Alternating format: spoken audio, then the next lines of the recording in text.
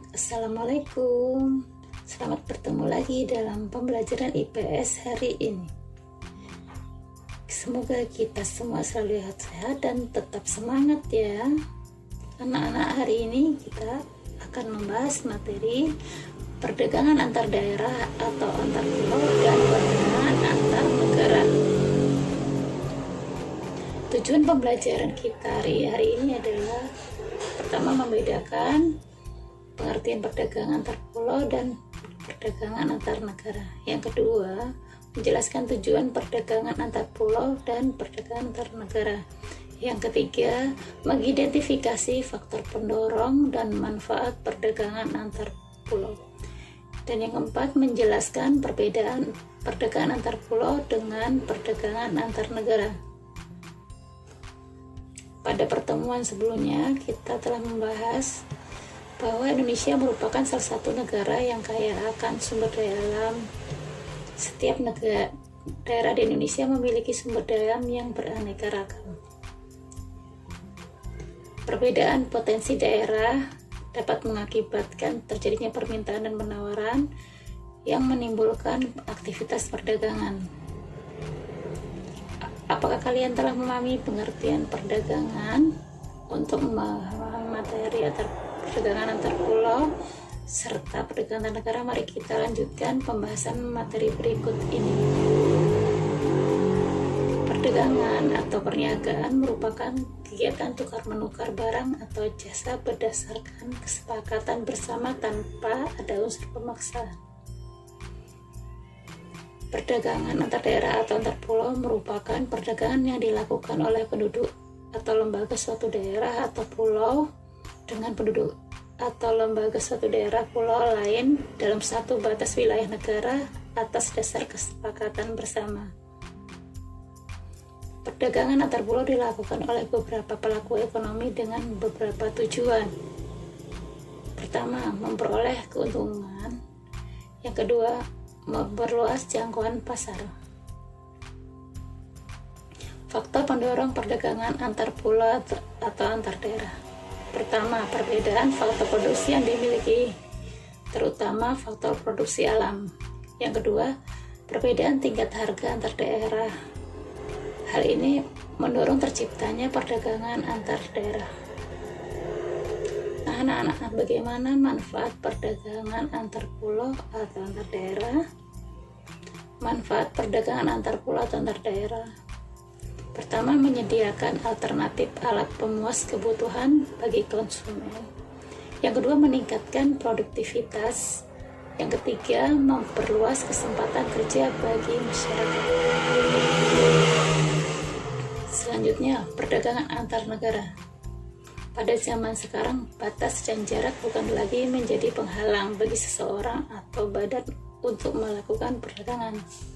Bahkan antar negara pun dapat melakukan perdagangan dengan mudah.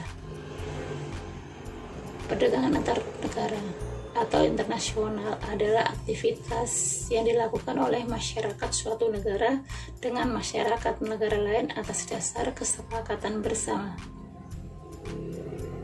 Aktivitas perdagangan antar negara terkait dengan dua aktivitas, yaitu ekspor dan impor.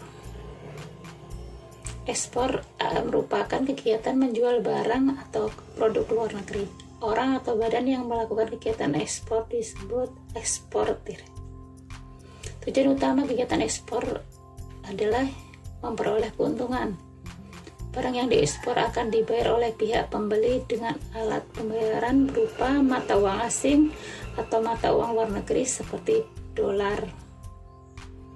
Mata uang asing ditampung oleh pemerintah dan disebut dengan devisa negara. Devisa yang terkumpul akan digunakan untuk membiayai impor. Apa itu impor? Impor merupakan kegiatan membeli barang dari luar negeri.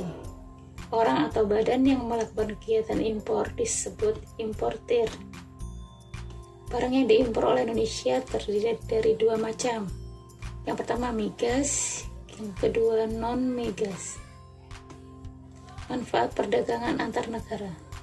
Yang pertama, memperoleh keuntungan. Yang kedua, memperoleh barang yang tidak dapat diproduksi di dalam negeri. Yang ketiga, menjalin persahabatan antar negara. Yang keempat, transfer teknologi modern. Faktor-faktor pendorong perdagangan antar negara.